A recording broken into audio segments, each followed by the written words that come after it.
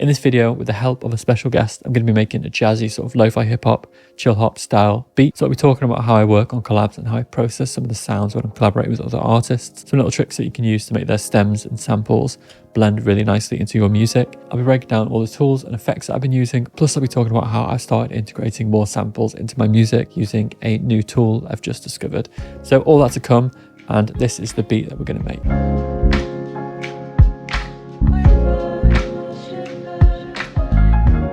So this idea was started off by my special guest, who is Saint Rumi. So you might have seen Saint Rumi on the recent Chill Hop stream where we did an insane live set that's well worth checking out. He's also the A&R of Chill Space Records, and he's a fantastic jazzy musician and producer who I'm going to talk to a little bit later in the video as well. But for now, here is the initial idea.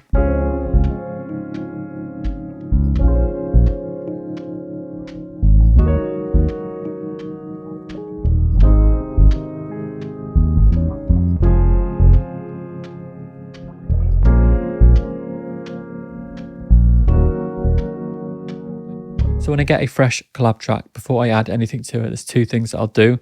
The first one is make sure the timing all fits and do any time stretching to the samples. And the second one is to sort of clean up and mix the samples if necessary. So especially when you're getting sent real recordings of instruments, with the example in this being the Rhodes and the guitar, then I like to clean them up a little bit. And there's a few tools that I'll use to do that. Primarily, the first thing that you can do is just go in with a surgical EQ and mix out any of the resonant frequencies. For things like pads and keys, there's often a couple of fundamentally irritating frequencies that stick out. So I've got a surgical EQ 8 where each of these is set to 18 on the Q. So I can just go in, listen through. You hit the headphone here, you can listen to the frequency, just find anything that sticks out. Or even just looking at the sort of visualization and seeing where it's peaking and cutting them out that way. And if you hit this button, you can see it bigger as well on Ableton, just to be like, right, yeah, that's annoying, let's get rid of that. So I've done that to each of the samples that needed it. And also for things like guitar, I got sent a guitar lead by Rumi to sort of finish off the track. What I can do here is, again, if it needs a surgical EQ or if there's any noise, I use brush free quite a lot. So I turn it off, especially when it starts to get quiet. You might be able to hear some of the noise from the pickup, and this just completely eliminates that for the most part. You can drop the mix down if it loses too much character, but this worked really nicely. Now we have a nice clean guitar lead. And then also, of course, you've got tools like Soothe if the resonance is changing too much, and compression, multiband compression, etc. if it needs it. But that's all I did for this track so far. And because it's a jazzy track, I'll start off with the drum breakdown. So Rumi did send a little brush sample, which sounds like this. It was a little bit much for the track, but I had a nice texture and I really liked the sort of tonal characteristics of it. So what I did was use it as more of a hi-hat like this. Give it a little bit more of a sort of presence. And the way I did that was I just took a sample from my chilled Lofi drums pack, which is quite a thin hi-hat texture. But I thought that would add a nice sort of characteristic texture with the brush sound. So I used an envelope follower, mapped that to the volume, and this is the result. And then you just mute this one. So that's all you're getting. You can add a little bit of fall to make it longer, or drop it down to make it shorter. And then after that, I've just got a snare, which I use quite a lot, which is the Addictive Drum snares. So I've layered a rim and a snare on top of each other with a little bit of filtering. And these are from the Modern Soul You Got Me preset on Addictive Drums. And I'm just going to lower the volume of this one a little bit, because we just want it to be a little texture layering in with the samples I used in a minute. And then I've got a little hi-hat for the intro, which is again from the pack, and that just helps fade into the drums a little bit nicer.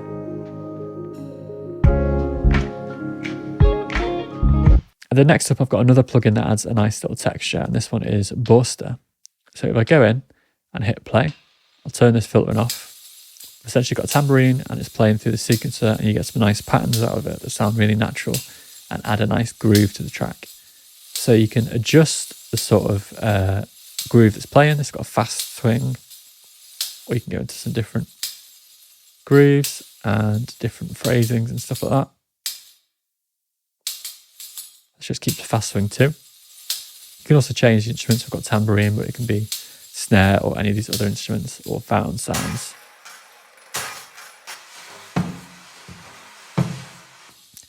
But I just used some tambourine and I just did a bit of auto filtering to make it a little bit subtler in the mix. The only thing is you've got to keep pressing play, so I'll probably freeze this when I actually come to do the mix down. And then on top of that, I started to layer a few different samples. So I've got just a little sample from the Chill Lo-Fi drum pack, which is the little brush hat. And then I start layering in a few more samples. So I really love the Ian Ewing samples for this sort of style of music. You can check out his stuff on Splice. There's also a link to his website in the description down below, where he's got some amazing sample packs and he's got all of the stems in there. So we layer in another sort of snare loop, some shell samples, and then more of like a full drum loop. And now we compare that with the kick. And the kick's just CLD kick 3 from my Chill Lo-Fi drum pack as well. And then on the bus, I've got a little bit of filtering to cut any of the sort of deeper lows. I've got a Multiverb 8 placing the sort of sounds into a room, which is the Edison Manhattan patch on Multiverb 8. I've got Lux in there again, Clever Audio, a little bit of compression, a little bit of saturation, and Portal, which has got the ambient lake preset. And that's just as a little transition when we get here. For the little dropout bit. Pair that with the bass. Got a nice funky groove. And then on the bass, all I've done is cut the highs to get rid of some of the pickup noise that wasn't really adding anything to the track. And I use this overdrive, which I love using at the minute. You can hone in on certain frequencies you want to sort of enhance. So that's the sort of overall 100% dry wet frequency that I'm boosting. You just bring it right down so you're not getting too much of a distorted sound. You're just bringing out that frequency section. A little bit of Atmos in there as well. And then we'll go and break down each of the instrument tracks now. But quickly before I break down the instrumental side of things, I've noticed recently that I'm getting maybe a little bit too comfortable with some of the chord progressions and styles of writing music that I've been getting used to. So it's time to start pushing the boat out, trying some new genres and styles, and trying some new chord progressions and different keys. So there's no better way of doing that than using this week's video sponsor, who is Skillshare. So if you've not heard of Skillshare, it is the world's largest online community for creatives to grow and learn and develop their skills in all sorts of areas, from music production, of course, to videography, music theory, guitar playing, individual instrument skills, graphic design, productivity, and all sorts of different areas. So you should definitely be checking out Skillshare if you're like me and you're looking to improve your skills in any particular music theory or music production area. One teacher who I've really been enjoying is Elijah Fox, who is making some incredible piano focused content. And this class that I've been starting recently is focused on creating new chord progressions and looking at new techniques for composition and piano writing, which is something that I'm really looking to improve on. Plus, if you like the content creator, you can go and check out what else they've made. So there's various other information and lessons that Elijah Fox has made. So there's some great stuff on there. I would highly recommend checking them out. If you're interested, you can get a free month at the moment for the first 500 people who click the link in the description down below. So what you're waiting for, it's never a bad time to improve your skills, your production, your guitar playing, whatever it may be. So click that link in the description down below to get a free month of Skillshare. And for now, I'm going to go and dive into the instrumental breakdown. So I'll chat to Rumi in a minute, but before I do, I'll just break down what's going on in the instrument bus. So on the actual bus itself, we've got a channel EQ, which is a great EQ built into Ableton. Got a bit of analog sort of emulation in there, and I can boost the mids and the highs, drop the lows a little bit for this sort of frequency band. I've got some filtering on the low end. So as the track starts, I've got a reverb that comes in and blends out, and it brings the lows as well. So it just gives a nice gentle sort of rise to the track.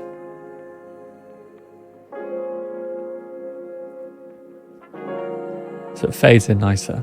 We've got the guitars that Rumi sent, the keys, and he also sent a lead towards the end as well, just to finish off the track. So the first thing I did was layer in a little bit of a keys lead. So I layer in Keyscape on a preset that I really like, which is the warm whirly bit driven. and I layer that with Tyner, which is a plugin from Elementary Sounds. And I use this section here to give it that sort of reverse and yawn texture, which you can hear. I usually click these two just to get rid of those problematic areas in the mix, which is nice to have. And then for this one, I cut a lot of the low end because I just want the high end shimmer, a little bit of reverb on there. And that's a nice sort of top line. Keys that blend in to the first section of the track. Again, using Bloom Vocal Ether, which I'm using a lot of. It's got some lush samples. This just fills in the gaps in the background with a nice melodic vocal.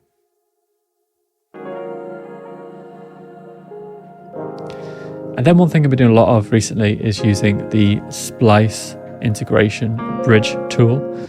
So if you've not heard of it, because I hadn't until very recently, you just drop it on a MIDI track and it looks like this. And then you open up Splice and bam, you can instantly test samples out. So I was testing out some sleepy sounds there, but you can go into anything. Make sure you pick the key, pick how quickly you want to play back the samples. If you're playing at like 60 BPM in the project, then you can maybe use 120 samples and change it here so they fit. And then yeah, you just literally press play on your track.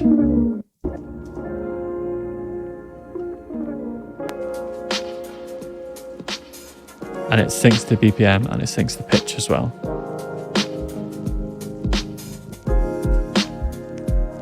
You can put effects and stuff on the bridge if you want to. But generally what I'll do is just make sure it fits roughly. And then of course the actual pitch shifting capabilities of Ableton is going to sound better. So if it roughly fits, download the sample, I'll drag it in. And that's how I found some nice sounds. So I use this one, which is a nice synth layer that rises up in a few sections.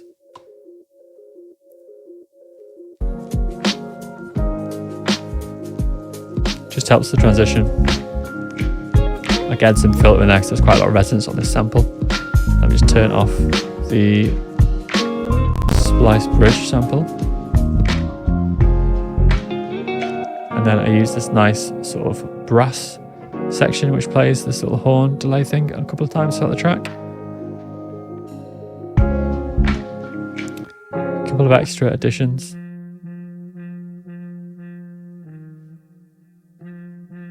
Nice little trumpet thing, and then I laid in some samples as well for the vocals, and a little keys sample here. So altogether, this is what we get. And the Splice bridge just makes it so much easier to find these samples. I've had so many credits in Splice for ages that I've just not been using. So this is just a great way to integrate it into my workflow, which is actually making me use it more. Of course, be careful with these samples. It could trigger copyright content ID. Some labels don't like you to use samples, etc. But using it like textures like this, it works great.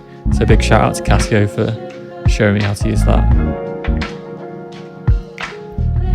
So that little piano sample worked really nicely.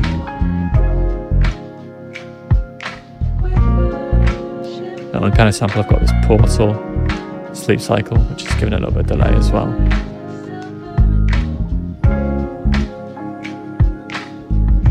And I actually found a really cool AI tool to mess with these vocals, which I'll probably show you in the next video or so, because that's a real game changer too. But that is the track, so let's go and chat to Rumi and see what he has to say about it. So, hey Rumi, huge thanks for taking part in the video. Hey Mondo, thanks so much for having me, man. I really appreciate it. So just out of interest, what is the sort of background in music that you've got? Obviously you're an A&R, you're a musician in your own right, and you've got a history of playing in bands, I believe. So like where did it all start for you? So for a number of years, I was lead singer of a band, a touring band. And once we kind of finally started to achieve our dreams and get on the road and do some touring here in the US, we all were starting to get into our 30s and feeling a little burnt out. And so I stepped away after my bass player moved to Colorado and the band kind of stopped playing together. I took a break from music for a long time. And as somebody who had kind of always been a fan of Jay Dilla and a fan of hip hop, and most of my career had worked in hip hop and done hooks for hip hop artists, I had never done the production side of it. And I got super into like hardware samplers and trying to learn how to basically make beats like Dilla. And I remember saying to a friend of mine who I worked with that I was listening to Dilla beat tapes a lot as I was working, and I wished that there had been more stuff like that out there I could listen to. And he said, well, have you ever heard of this genre on the internet called lo-fi hip hop? And he showed me, I think, the Chill Hop 24/7 stream. And from there, I just kind of cannonballed. I got into it. And in my production, I started wanting to learn how to produce lo-fi stuff. And then about a year and a half ago, I decided, hey, I think I'm ready to start releasing music again and pursuing music again. And here I am. Sweet. So as an artist and an A&R yourself, is there any key areas that you can help new producers sort of get noticed and improve their craft? So I don't know that I'm particularly an expert in this, in what people should do with their lo-fi careers, but from my experience, I think that the biggest pieces of advice that I would give would be to, find the community and collaborate with people, reach out. I think that a lot of what impedes people from collaborating is not knowing exactly what their skills are, being able to be clear about that. So, know what you're best at, whether that's, I'm great at playing guitar riffs for a sleepy lo-fi, or if it's, I'm a great mixing engineer, but I'm not sure about drum production. You can go out there and go find the people who can help you learn and fill in your knowledge gaps. So for me, collaborating with other artists is kind of the key. And that's actually, I think, one of the best things about the lo-fi community in general. Everything that I discovered about releasing on labels, or anything that has basically made any of my releases happen in the last year, happened through talking with and collaborating with other lo-fi producers. So huge thanks for working on this track with me. Excited to drop this somewhere soon. Is there any other projects that people should look out for at the minute? So this year, I have a couple of exciting projects that I'm working on. The ones I'm probably the most excited about are some of the jazz albums I'm currently working on with my friend Erwin, who probably many of you know. And we have an album coming out with Pax Kalido that we have some really cool people flipping the jazz album and making lo-fi tracks out of it. So those are the things I'm really excited about. Those will probably end up being independent releases. I don't even know that they'll come out on a label, but I'm super excited about those. And, mostly just continuing to collaborate with and work with other great producers in this community. That's honestly what I'm in it for. At this point in my career and in my life, I want to meet great people and make great music that we're really passionate about. So big thanks to Rumi for taking part in this video. Do please drop a comment, drop a like, and hit the subscribe button if you're enjoying the content. But yeah, for now, thanks for watching, and I'll catch you next time.